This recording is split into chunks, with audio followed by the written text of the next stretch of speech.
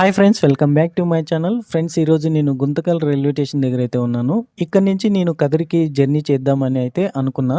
కాకపోతే గుంతకల్ తిరుపతి ప్యాసింజర్ ట్రైన్కి నేను అనుకున్న టైంకి అయితే రీచ్ కాలేకపోయాను.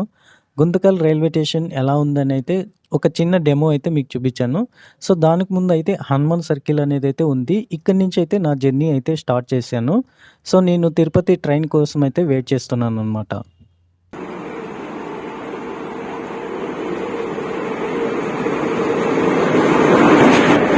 ఫ్రెండ్స్, ఇది గుంతకల్ తిరుపతి ప్యాసింజర్ ట్రైన్. ఇది రెగ్యులర్గా వెళ్తూ ఉంటుంది తిరుపతికి. ఈ ట్రైన్ ఎక్కడెక్కడ స్టాప్ ఉంటుందని అంటే అన్ని రైల్వే స్టేషన్లోనూ స్టాప్ ఉంటుంది. మెయిన్ వచ్చేసి అనంతపూర్, ధర్మవరం, కదిరి, పాకాల మీదుగా తిరుపతికి అయితే చేరుకుంటుంది. ఈ ట్రైన్ స్పీడ్ చూస్తుంటే ఇది ఎక్స్ప్రెస్ ఆర్డినరీ అన్నంత స్పీడ్గా అయితే వెళ్తూ ఉంది. మీతో మాట్లాడుతూ ఉండగానే ధర్మవరం రైల్వే స్టేషన్కి అయితే నేను చేరుకున్నాను.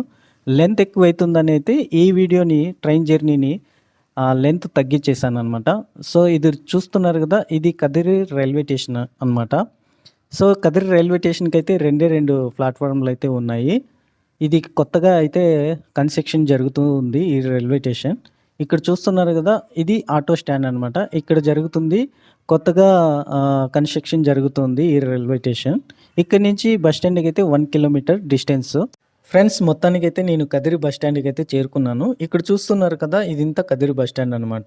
ఈ కదిరి బస్ స్టాండ్కి పక్కనే ఉంటున్న బెంగళూరు నుంచి, తిరుపతి నుంచి బస్సులు అయితే ఇక్కడికి వస్తూ వెళ్తూ ఉంటాయి. బెంగళూరు సిటీకి వచ్చేసి 170 కిలోమీటర్స్ డిస్టెన్స్, అలాగే తిరుపతికి వచ్చేసి 180 కిలోమీటర్స్ డిస్టెన్స్ అయితే ఉంది.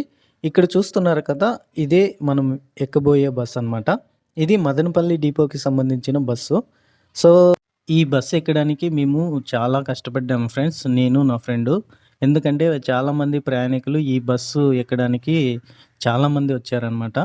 సో అతి కష్టం మీద అయితే మేము బస్సు అయితే లోపలికి వెళ్ళిపోయాము. ట్రిపుల్ సీట్లో అయితే కూర్చున్నాం అనమాట, నేను నా ఫ్రెండు. మీరు కూడా కంగారు పడాల్సిన అవసరం లేదు. ప్రతి హాఫ్ అన్ అవర్కి ఒక బస్సు అయితే ఉంది. సో అప్పుడే రాయలసీమలో అయితే వర్షాలు పడ్డాయి కదా, ఎటు చూసినా అయితే పచ్చిదనంతో మనకి వెల్కమ్ చెప్తుంది. చూశారు కదా, మేఘాలు, వర్షం పడిన వాటర్ అయితే మనకి చాలా క్లియర్గా కనిపిస్తుంది.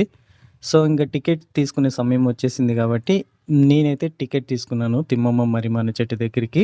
ఒకరికైతే 30 రూపీస్ ఛార్జ్ చేయబడుతుంది. నేను నా ఫ్రెండ్ కాబట్టి 60 రూపీస్ అయితే మా ఇద్దరికి ఛార్జ్ చేయబడింది అనమాట.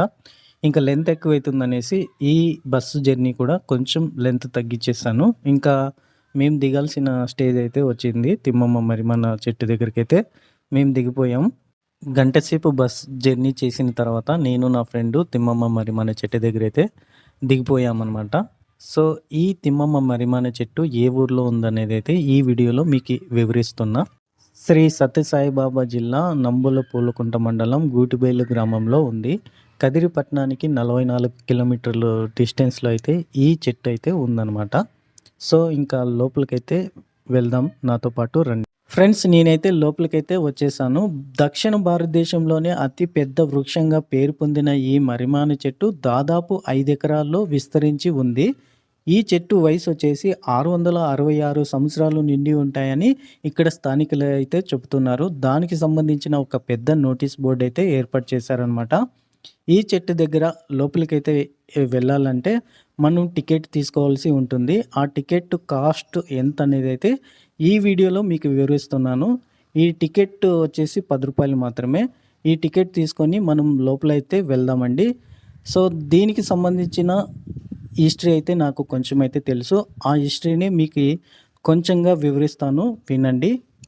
బుక్కపట్నానికి చెందిన వెంకటప్ప, మంగమ్మ దంపతులకు ఏకైక కుమార్తె తిమ్మమ్మను గూటిబైలు గ్రామానికి చెందిన బాల వీరయ్యతో వివాహం జరిపిస్తారు. తిమ్మమ్మ పెళ్ళైన తర్వాత ఇదే ఊరిలో జీవితాన్ని కొనసాగిస్తూ ఉంటుంది. కొద్ది రోజుల తర్వాత తన భర్త అనారోగ్యానికి లోనవుతాడు.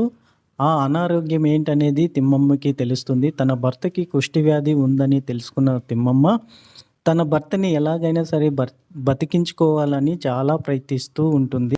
తిమ్మమ్మ అలా ప్రయత్నిస్తున్న సందర్భంలో ఊరి పెద్దలైన గంగరాజులు ఊరి ప్రజలకు తన భర్తకి కుష్ఠవ్యాధి ఉన్న విషయం తెలుస్తుంది. వెంటనే తన భర్తతో పాటు తనను కూడా ఊరు వదిలేసి వెళ్ళిపోమని ఊరి పెద్ద అయిన గంగరాజు ఆదేశిస్తాడు. తన భర్తతో కలిసి ఆమె ఊరి బయట ఉన్న పశువు పాకలోనే తన జీవితాన్ని కొనసాగిస్తూ తన భర్తని ఎలాగైనా బ్రతికించుకోవాలని ప్రయత్నించి అలా తిమ్మమ్మ తన భర్తని బ్రతికించుకోవడానికి శతవిధాలుగా ప్రయత్నించిన తర్వాత తన భర్త చనిపోతాడు. తన భర్త చనిపోయిన తర్వాత తన భర్త చితిలోనే తను కూడా సతీ సహగమనం చేయాలని నిర్ణయించుకుంటుంది.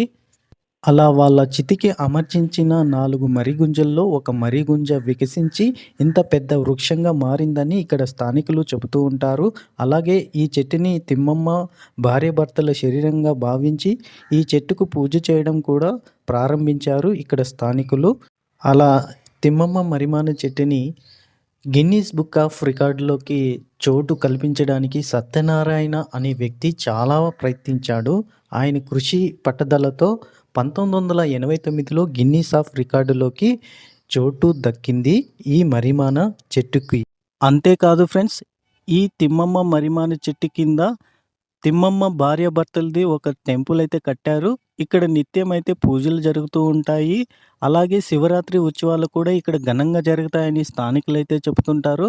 వాటికి సంబంధించిన ఫోటోలు అయితే ఈ స్క్రీన్ మీద అయితే పెడుతున్నాను చూడండి.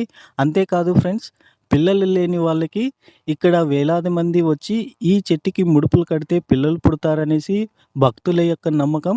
ఇది ఫ్రెండ్స్, తిమ్మమ్మ మరిమాన చెట్టు గురించి నాకు తెలిసిన కొంచెం హిస్టరీ మీకు చెప్పాను.